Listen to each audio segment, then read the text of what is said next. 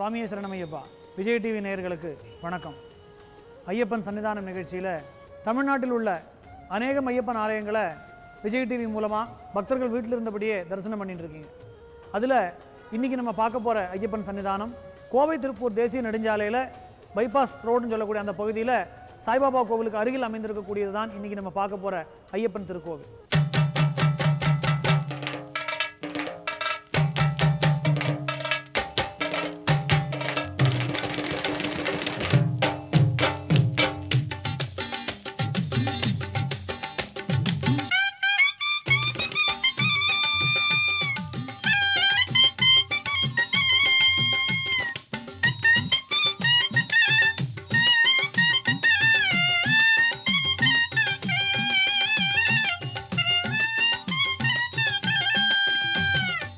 ஒவ்வொரு கோவிலுக்கும் ஒரு விதமான விசேஷம் உண்டு. ஒரு கோவில் அமையிறது அப்படின்னாலே அதுக்கு மூர்த்தி, தலம், தீர்த்தம் அப்படின்னு 3 விதமான விசேஷங்கள் சொல்லுவோம். அதாவது அந்த கோவில் அமைந்திருக்கக்கூடிய தெய்வம், அந்த கோவில் இருக்கக்கூடிய விசேஷமான தீர்த்தம், அந்த கோவில் அமைந்திருக்கக்கூடிய இடம். இது 3ல் முக்கியமான ஒரு விஷயம் அந்த கோவில் அமர்ந்திருக்கக்கூடிய தலம் அப்படிங்கிறது ரொம்ப ஒரு முக்கியமான விஷயம் ஒரு கோவில் உருவாகிறதுக்கு. தலத்தின் வகையில் பெருமை பெற்றது இந்த அவிநாசின்னு சொல்லக்கூடிய திருத்தலம். இந்த அவிநாசின்னு சொன்னாலே எல்லாருக்கும் ஞாபகம் வரக்கூடிய ஒரு வசனம் என்ன அப்படின்னா, காசியில் பாதி அவிநாசி அப்படிங்கிறது. எப்படி வடதேசத்துக்கு ஒரு காசி இருக்கோ அதுபோல் தென் தேசத்துக்கு இந்த அவிநாசி இருக்குது. ஏன் அப்படின்னா இது சுந்தரமூர்த்தி நாயனாரால் பாடல் பெற்ற ஸ்தலம். அது மட்டும் இல்லாமல் சுந்தரமூர்த்தி நாயனார் நினைச்சே பார்க்க முடியாத அற்புதத்தை நிகழ்த்திய திருத்தலம்.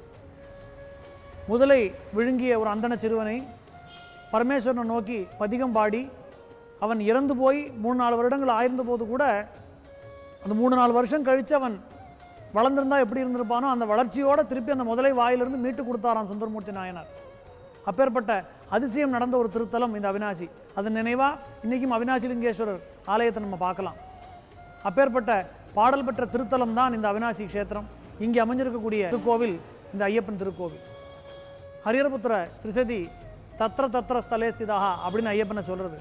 எங்கெல்லாம் கோவில் கொண்டிருக்கிறானோ அங்கெல்லாம் சுவாமி விருப்பத்தோடு இருந்து பக்தர்கள் அனுகிரகம் பண்ணுறான் அப்படின்னு அர்த்தம். அப்படி தேசம் பூரா வியாபித்து உட்காந்து பக்தர்களுக்கு அனுகிரகம் பண்ணுறது பகவானுக்கு ரொம்ப பிரியமான விஷயம். பகவான் தன்னுடைய பக்தர்களை ஒரு கோவிலையும் அமர்ந்து பார்க்கணும்னு ஆசைப்படுறானோ. சபரிமலை முகடு எங்கேயோ இருக்குது. பல பக்தர்களுக்கு போய் சுவாமியை தரிசனம் பண்ண முடியறதில்லை. வயோதிகம் காரணமாக, குடும்ப சூழ்நிலை காரணமாக பல வகையில் ஐயப்பனை போய் தரிசனம் பண்ண முடியாத குறை பல பேருக்கு இருக்குது. அதனால தான் பகவான் தன்னுடைய பிரபாவத்தை பாரத பூமி எங்கும் வியாபித்து எல்லா இடங்கள்லையும் அவன் கோவில் கொண்டு தன்னை சபரிமலைக்கு வர முடியாத பக்தர்களை எல்லாம் தன்னை நோக்கி இழுத்து அந்தந்த ஊர்களில் இருந்து தரிசனம் கொடுத்துட்டு இருக்கான். இன்றைக்கி சுமார் 20 ஆண்டுகளுக்கு முன்னாடி பல ஐயப்ப பக்தர்கள் சேர்ந்து பகவானுக்கு ஒரு கோவில் கட்டணும் அப்படின்னு தீர்மானம் பண்ணி இந்த விக்கிரகத்தை வச்சு பூஜைகள் பண்ணிட்டு இருந்தா. வேறொரு இடத்துல கோவில் மாதிரி ஒரு அமைப்பில் வச்சு பகவான் ஆராதனை பண்ணினாலும் நிரந்தரமான ஒரு கோவிலை பகவானுக்கு அமைக்க முடியலையே அப்படிங்கிற குறை பக்தர்களுக்கு இருந்தது.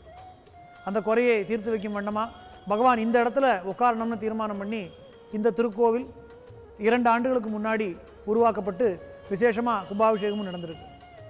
ஐயப்பனுக்கு அநேக விதமான ஆலயங்கள் இருந்தாலும் இந்த ஒரு கோவிலுக்கு ஒரு தனிச்சிறப்பு என்ன அப்படின்னா, இந்த கோவில் முழுக்க முழுக்க கருங்கல்லாலேயே கட்டப்பட்டது. ஐயப்பனுடைய கேரளத்தில் இருக்கக்கூடிய ஆலயங்கள்லாம் நம்ம பார்த்தோம் அப்படின்னா மரத்தில் கட்டப்பட்டிருக்கிறத பார்ப்போம். தமிழ்நாட்டில் உள்ள பல ஆலயங்கள் ஒரு ஆலயத்துக்கும் ஒரு விதமான சிறப்பம்சம் இருக்குது. ஆனால் ஐயப்பனுடைய ஆலயம் கருங்கல்லில் அமைஞ்சிருக்கு அப்படிங்கிறது ரொம்ப அபூர்வமான ஒரு விஷயம். அது இந்த கோவிலுக்கு ஒரு தனிச்சிறப்பை கொடுக்கக்கூடிய ஒரு விஷயமா இருக்குது. இந்த கோவிலுடைய மற்றொரு சிறப்பம்சம் என்ன அப்படின்னா, ஐயப்பன் தன்னுடைய சகோதரர்கள் 2 பேரோடையும் அமர்ந்து அருளாட்சி புரிகிறது தான்.